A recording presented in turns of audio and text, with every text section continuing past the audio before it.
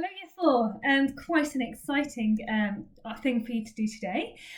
You've got a few videos to watch to learn a little bit about the digestive system, and then you're going to have a go at modelling your own digestive system.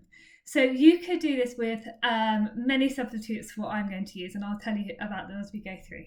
So let's just get started. The first thing that we're going to do is we're going to begin in the mouth. So this is my mouth, my bowl. And into the mouth, I am going to put some food, which is a cracker for now. So what I'm going to do is I'm going to break it up, and I'm just going to use my hands because it's a bit easier, and break it up into small amounts. I'm going to add in a little bit of banana as well. So what happens with our teeth is the job of the teeth is to actually mash, so completely mash up all the food in the mouth. But the mouth isn't dry. The mouth isn't dry at all. It makes saliva. Saliva has got enzymes in, which are special molecules that break down our food, and they get the whole process of digestion started. But within the saliva as well, we've got lots of liquid, and that liquid helps the food stick together. Now, just for the benefit of this investigation, I've added a little bit of food colouring, which is slightly orangey brown in colour.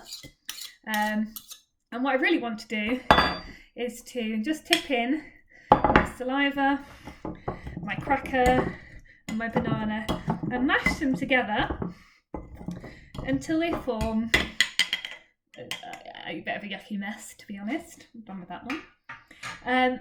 This is called a bolus, and what happens is the tongue moves it around the mouth and it gets it into a big ball and it gets ready to be swallowed. As it's swallowed, it travels down the food pipe, the esophagus, where it's squeezed down, forced down into the stomach.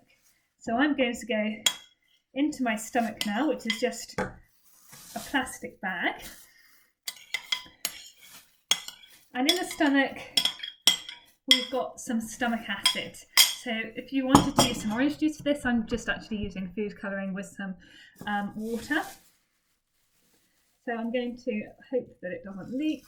Put in a little bit more liquid. And I'm doing this over the sink because I don't completely trust it. And what I'm going to do now is reenact, this feels disgusting, I hope you have fun doing this, reenact the action of the stomach, which is to churn and fully mix up all of the food so that it's broken down as small as it can to pass through the next step of the digestive system.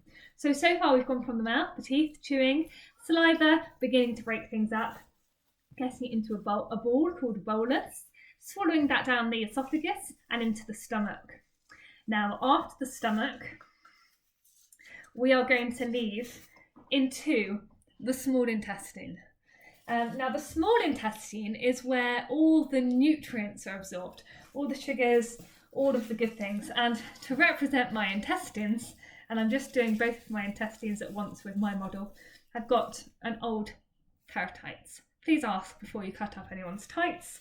Now, I've tried this a couple of different ways. And the best way to do it is to get some scissors. Always do this over the sink. Get some scissors, snip the bottom off your stomach. It's a bit fiddly. Snip the bottom off your stomach, I'll just do it there. And to squeeze the stomach contents out into your intestine. Now, in reality, what happens is you've got something called a sphincter, which is a muscle that closes and opens to stop food or to make food pass through it. So I'm just going to empty my stomach contents into my intestine. So the first job, the small intestine, that's where all the nutrients gets absorbed, and it moves around. That's the one on the inside, the wiggly one. It moves around a lot, and as it passes through, the nutrients then get reabsorbed into the bloodstream. I'm going to do this one over the bowl so you can see. I would advise doing this one over the sink as well. After we've been in the small intestine, you're going to get to the large intestine. This is going to get messy. And what we're going to do is in the large intestine is we squeeze out all the remaining water.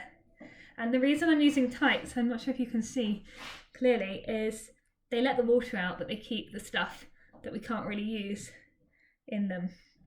So give it a really good squeeze. Make sure you get all that water out. So it takes a little bit of time, because I put quite a lot of water into mine. So you need to squeeze all the water out until you begin to form a solid lump of waste, material that you cannot absorb. So it's looking quite red, but that's just because of my food colouring. See if you can play around with food colouring and get it to look a more realistic colour than me. And once you've squeezed all that water out, because in the large intestine, all the water that's in our food goes back into the body so that we can use it. We get a surprising amount of our water every day from the amount of food that we eat. So it's really important that we take it out of the intestine and we squeeze it all out. I'm making a real mess. Hopefully I haven't splashed my computer. Right. Well, once it's out, you can see the amount of food I've massively now condensed. There's a really small amount there. And I've reached the bottom of my intestine, the anus. Oh, I do need a clean bowl though. So very quickly, let me just rinse this.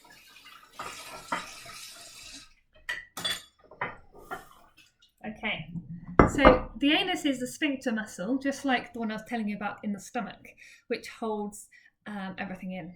And when that muscle relaxes, it opens. Unfortunately, I'm not going to untie it, I'm just going to snip the end off. And I should, if I've squeezed out enough water, which I think you'll do a better job of this because I'm trying to keep it under the 5-minute time limit, squeezed out enough water. This is, your colouring should be better than this. You may have formed poo. And that's what comes out the end. Wow. I think I could definitely have done better with the food colouring. Mine's quite red. But I look forward to seeing your poos. Have fun.